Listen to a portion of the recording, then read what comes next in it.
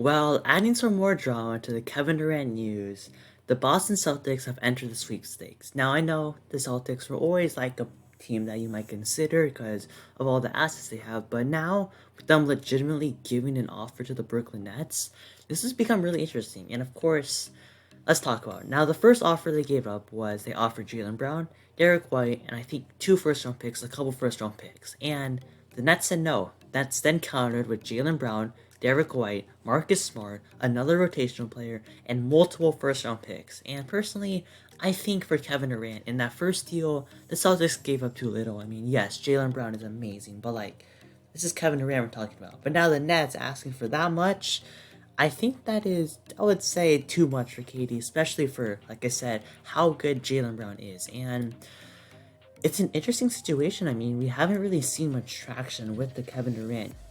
I mean, trade request. I mean, of course, Kevin Durant is one of the best players in the entire NBA, and you don't see someone as on the caliber as Kevin Durant on the trade market very often. However, the Nets, for good reason, are asking for insane value, young star, multiple young players, and pretty much, I don't know if this deal is gonna happen. I mean, I think just that the Celtics in the specific deal, they have to ask themselves, are they good enough with Jalen Brown and having this current core? And personally, I think they are. I mean, they just made the finals with, and they had a lot of like undisciplined moves where they had a bunch of turnovers. They had many cold streaks. Jason Tatum was really inconsistent. Yet they still pushed the Warriors to 6 games. And yes, maybe there was a chance they would have lost in the second round to the Bucks if Chris Middleton was healthy.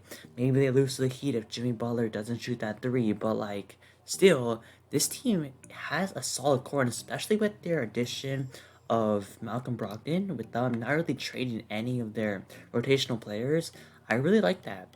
They added Gallinari too, another player that they can just use a bucket getter. And yes, he isn't the same player as he was before, but I still like Gallinari as a player. And overall, I mean, would the Celtics do this if you're giving up Jalen Brown, Marcus Smart, Derek White, and like four first round picks? Okay, you probably don't do it, but still, the chance to get Kevin Durant, pair that up with potentially Jason Tatum, Robert Williams, Marcus Smart, that is such a scary team. Now I know Jalen Brown. I mean, it's just so sad to see because Jalen Brown did so good in the playoffs. He did everything the Celtics wanted him, and now they're just gonna trade him. Like, that's not really the nicest thing. Of course, we saw what happened with Isaiah Thomas situation with the Celtics. I know that was a different GM with Danny Ainge, but still, that would be kind of sad if the Celtics did that. And I mean, KD on the Celtics, KD and Jason Tatum. Holy cow, that'd be crazy. That would be so funny if he actually did, if he did go to the Celtics because of like he lost the Celtics, he's gonna go there, and now he lost to the Warriors in 2016, then he went there, so that would definitely not be a really good sign for KD, but still, this is an interesting offer. I mean, the Celtics pretty much improve their depth, and yes, if they do make this trade, that their depth is definitely gonna go away.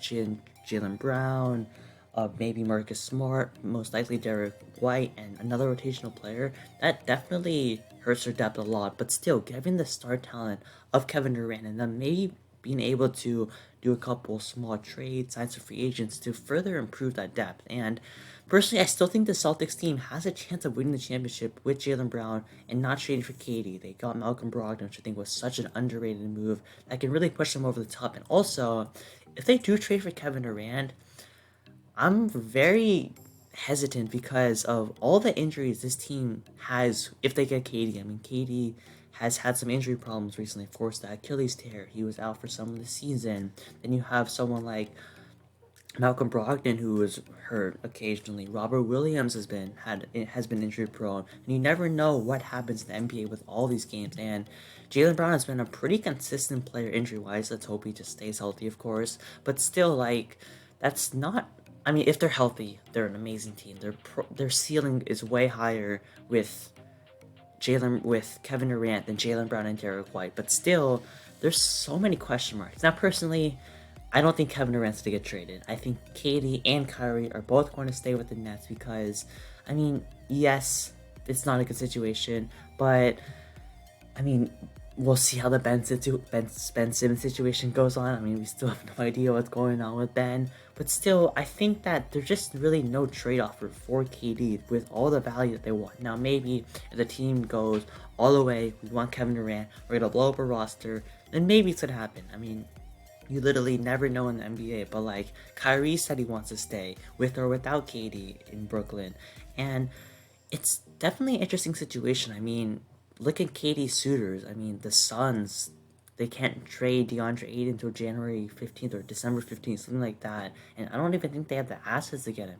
The Heat, they can't trade Bam Adebayo. And I think the Celtics personally have the best offer. I mean, unless the Raptors, of course, willing to give up Scotty Barnes, then that's, of course, an amazing offer. But if the Celtics have, I mean, the Celtics have good assets, and I think they can personally potentially make it work. Now, it's still such a tough situation with the Celtics because you see on one side, you literally just made the NBA Finals with this core, and this Jaylen Brown is like 24, 25. Jason Tatum's 24. They're still a young roster that pretty much didn't have much consistent playoff experience. Now, I know the Celtics have made it deep in the playoffs numerous times, but like, there's still, sometimes you can just watch the game and tell, oh yeah, they really just don't have that experience. They don't have that knowing what's going on in this high pressure moment. But then on the other side, getting Kevin Durant is like, that's what every team wants. I mean, just having the star power of Kevin Durant and Jason Tatum is absolutely insane. But like, you're only gonna have KD for like 4 or 5 years, and you might have Jaylen Brown for the next 12 years, which, seeing the progression that Jaylen Brown has taken recently, it's interesting for sure. Now, if I'm the Celtics, would I do this move?